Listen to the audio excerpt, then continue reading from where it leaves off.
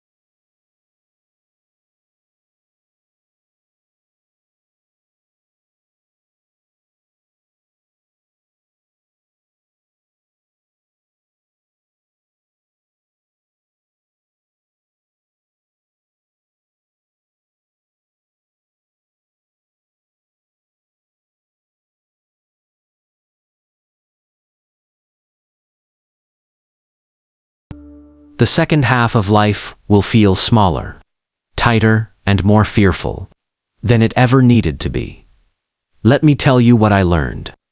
Over a lifetime of studying the unconscious mind, money does not obey logic, it obeys psychology.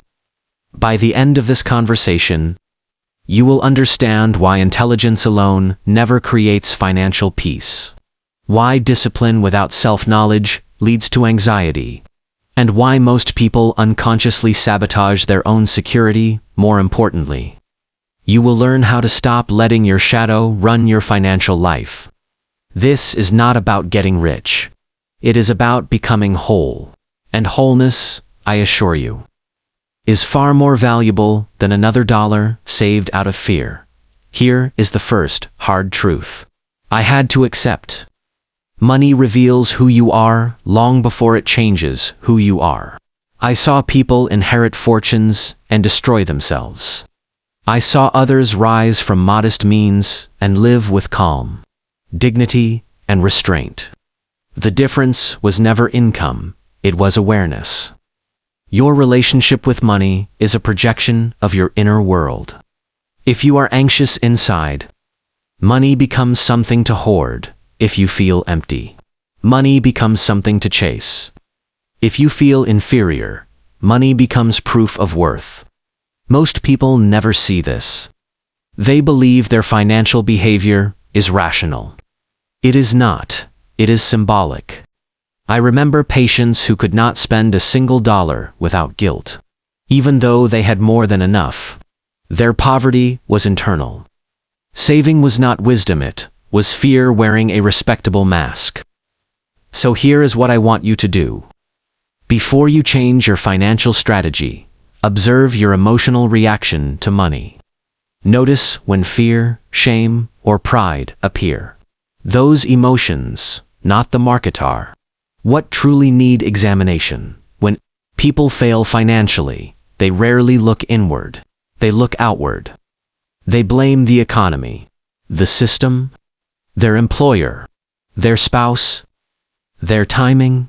Projection is the mind's favorite defense mechanism. What you refuse to see in yourself, you will insist exists everywhere else. I saw people who overspent to avoid emptiness blame inflation. I saw people who avoided responsibility blame bad luck. I saw people who never developed a skill blame their age. Let me be blunt. Life does not punish you for what you do not know. It punishes you for what you refuse to see. The shadow does not retire at 60. Ignored, it becomes more dangerous with age. So here is what I want you to do. Whenever you feel anger or bitterness about money, ask yourself, what responsibility am I avoiding right now?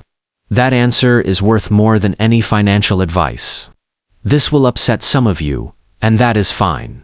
Not all saving is wisdom. Some of it is fear disguised as virtue. I have seen people with ample resources live as if catastrophe were imminent. They denied themselves comfort, generosity, and experience not because it was wise, but because they were terrified of life. They believed deprivation was discipline. It was not. It was avoidance. The second half of life is not meant to be a smaller version of the first. It is meant to be deeper. Money is a tool for individuation, not self-punishment. So here is what I want you to do. Examine whether your financial restraint is serving your values or protecting your fears. If it only protects fear, it is time to renegotiate the contract. Here is the paradox most people miss. The more you chase security alone, the more anxious you become. I watched people reach the numbers they once dreamed of, only to feel more afraid than ever. Why? Because meaning had been postponed too long. When life lacks meaning, money becomes the last defense against despair. That is an unbearable burden to place on it. The psyche demands purpose. If you do not give it one, it will invent symptoms: worry, restlessness, fear. So here is what I want you to do. Ask yourself not only how long will my money last, but what is my money meant to serve now? That question restores balance. The greatest tragedy I witnessed was not failure. It was repetition.